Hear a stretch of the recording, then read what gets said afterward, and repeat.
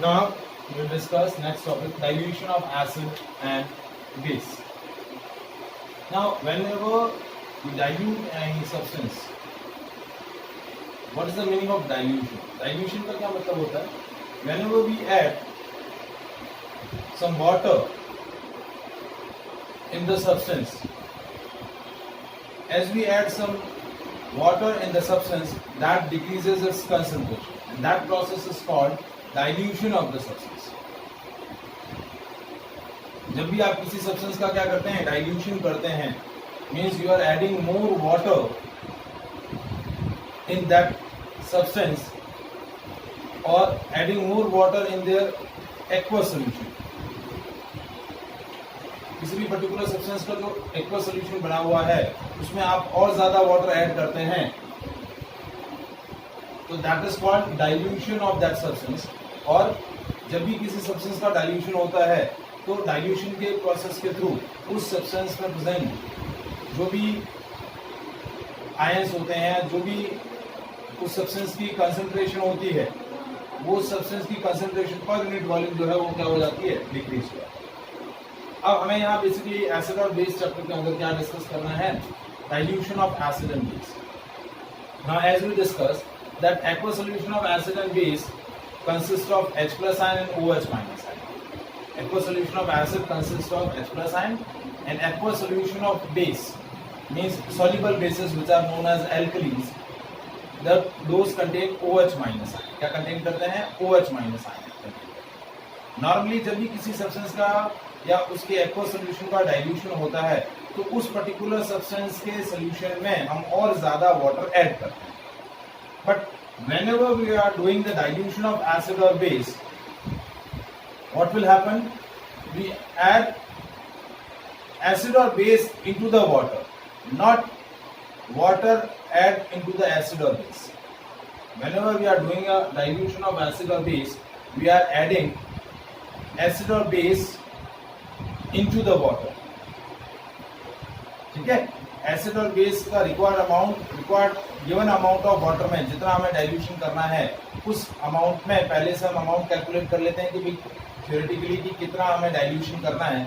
उस हिसाब से हम क्या कर लेते हैं, वाटर का गिवन अमाउंट ले लेते हैं और उस गिवन अमाउंट में हम एसिड और बेस क्या कर देते हैं, ऐड करते हैं. नॉर्मली दूसरे सब्सटेंस के डाइल्यूशन में क्या होता है, उस सब्सटेंस में पानी वाटर ऐड किया जाता है, जबकि एसिड और बेस के डाइल्यूशन में उल्टा होता है, रिवर्स प्रोसेस होता है. We are adding acid or base into the water. अब ऐसा क्यों करते हैं? क्यों? क्योंकि dilution of acid or base is exothermic process. So if you add water into the required amount of acid or base, it will produce more amount of heat energy, and due to that heat energy, the container in which the acid or base is taken is splash out or break down due to the excessive heat. उस excessive heat की वजह से क्या हो सकता है, वो container break down हो सकता है, या एसिड और बेस ज्यादा एनर्जी की वजह से बाहर निकल के आ सकता है. तो वो आपको क्या करेगा, या यूजर को क्या करेगा, उससे इंजरी या कोई भी एक्सीडेंट होने का चांस रहता है. तो उस चीज को अवॉइड करने के लिए हम क्या करते हैं, whenever we are doing a dilution of acid or base, we are adding water into acid or base. अब हमने एक और पॉइंट यहाँ जो हमें डिस्कस करना है वो क्या है कि जब भी आप किसी सब्सटेंस का डाइल्यूशन करते हैं तो उसमें उस पर्टिकुलर सब्सटेंस की जो कंसंट्रेशन है पर यूनिट वॉल्यूम डिक्रीज होता है. तो यहाँ पर भी ऐसा ही होगा. व्हेनेवर डाइल्यूशन ऑफ एसिड और base taken place, then concentration of H plus ion or OH minus ion decreases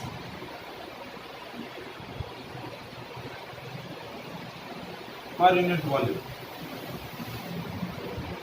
On dilution, the concentration of H plus ion and concentration of OH minus ion decreases per unit volume. क्योंकि आप और ज्यादा water add कर रहे हैं तो पर unit volume आपके number of H plus ion या OH माइनस आयन डिक्रीज हो गया. फॉर एग्जांपल कि सपोज हमने क्या किया 250 ml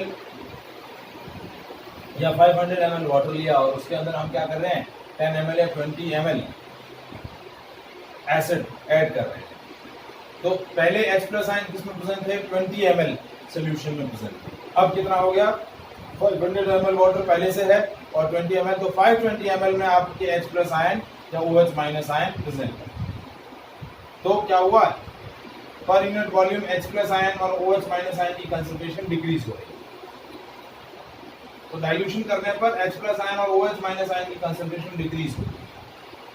सपोज पहले आपने 500 ml वाटर के अंदर 20 ml एसिड या बेस ऐड किया, अब now you are adding more acid और बेस, सपोज 20 ml और ऐड किया, तो क्या होगा if you add more amount of acid और base into the water then the concentration of H plus ion और OH माइनस आयन इंक्रीजेस। यदि आप वाटर का अमाउंट ज्यादा लेंगे तो कंसंट्रेशन डिक्रीज होगी, यदि आप एसिड का अमाउंट या बेस का अमाउंट इंक्रीज करेंगे तो H प्लस आयन और OH माइनस आयन की concentration increase. So that is the dilution of acid और base. So dilution of acid और base is exothermic process. So whenever we are doing a dilution of acid or base, we are adding acid or base into the water, not adding a water into acid or base. Is it clear? Now next point जो हमें यहाँ discuss करना है वो है how to measure the strength of concentration of H plus ion or OH minus.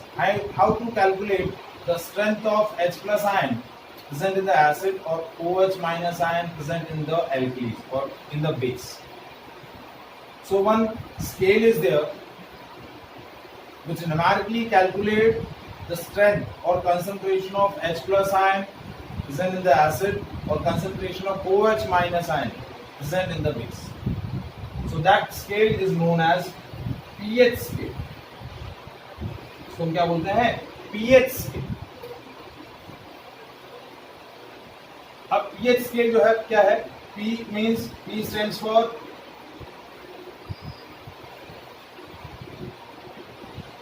potent. Potent means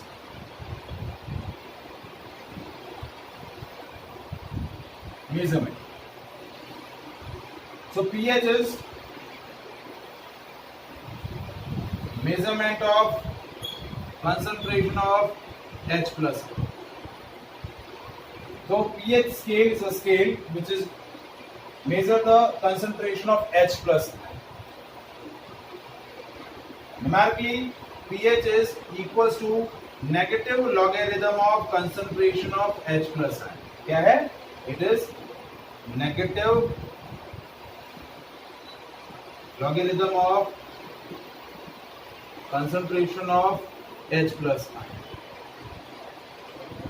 Means if the concentration of H plus ion is more, the value of pH is less. Negative logarithm मतलब जितना ज्यादा H plus ion की concentration होगी pH उतनी ही क्या होगी कम होगी। क्या होगी pH उतनी ही कम। H प्लस आयन की कंसंट्रेशन जितनी कम होगी pH उतना ही ज्यादा रहेगा। क्या रहेगा ज्यादा। तो न्यूमेरिकली यदि हमें H प्लस आयन की कंसंट्रेशन को मेजर करना है so we can calculate using a scale known as pH scale. Now this scale is from 0 to 40. अब इस pH स्केल पर जो न्यूमेरिकल वैल्यू होती है वो क्या रहती है 0 से 14 के बीच में रहती है। कहाँ से कहाँ तक रहती है 0 से 14। तो हम देखिए मैं pH स्केल कंसेप्ट ड्रॉ कर रहा हूँ।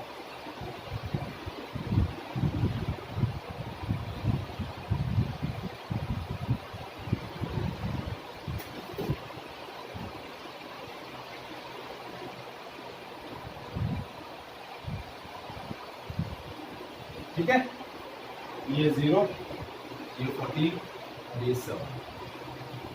1 2 3 4 5 6 7 8 9 10 11 12 13।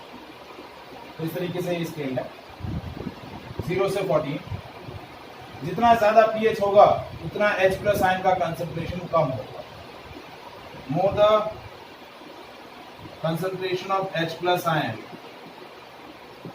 Less the value of pH. मतलब यहां आपका पीएच इंक्रीज हो रहा है,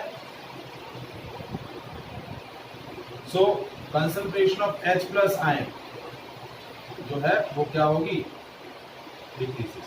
as you move left to right तो क्या होगा, H प्लस आयन की कंसंट्रेशन डिक्रीज होगी।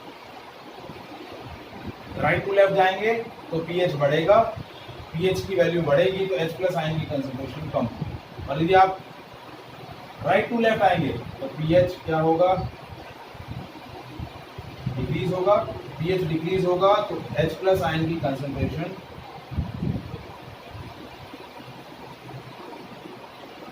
क्या होगी, इंक्रीज।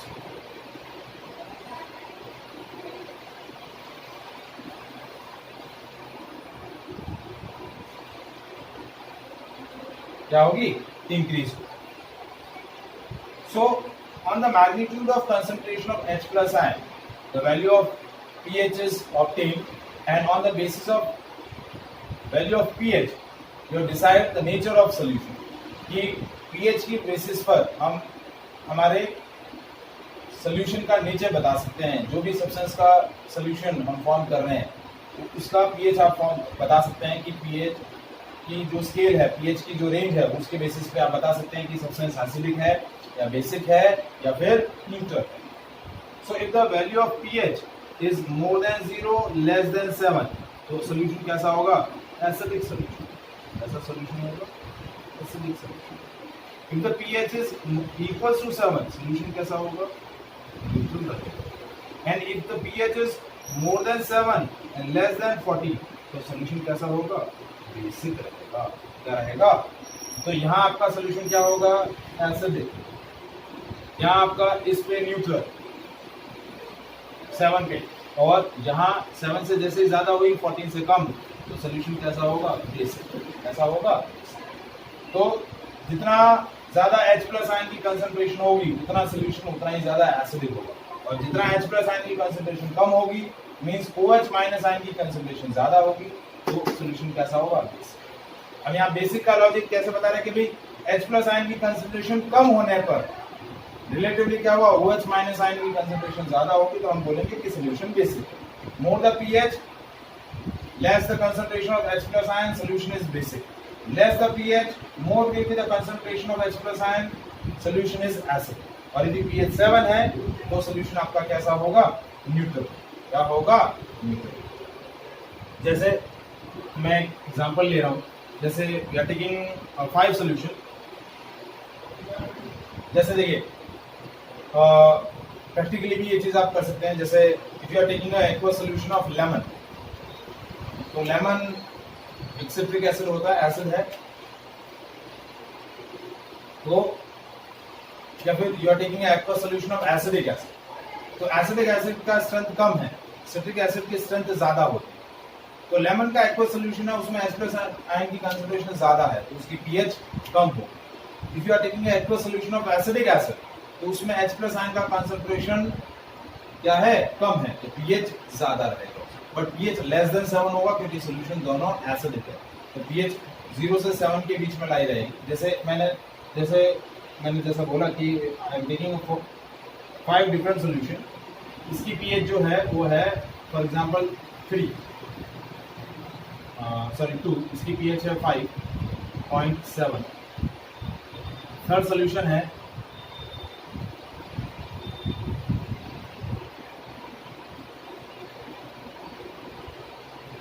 इसकी पीएच है 8.9 और इसकी सोल्यूशन है पीएच है 11.3।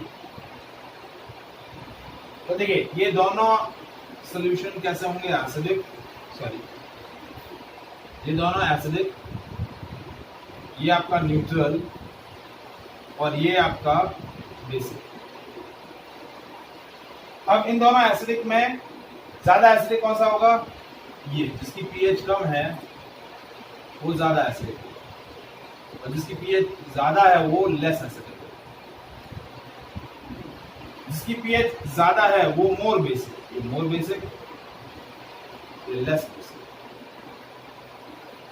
तो इस हिसाब से आप क्या कर सकते हैं, पीएच की वैल्यू के बेसिस पे सोल्यूशन का नेचर पता कर सकते हैं कि सोल्यूशन कैसी है, एसिडिक है, बेसिक है या फिर neutral.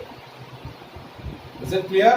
So with the help of pH scale we are measuring the strength of H plus ion or OH minus ion present in the solution and give an idea about the behavior of the solution कि solution आपका कैसा है, acidic है, basic है या फिर neutral. Is it clear? अब देखिए पीएच जो है, पीएच स्केल का हमारी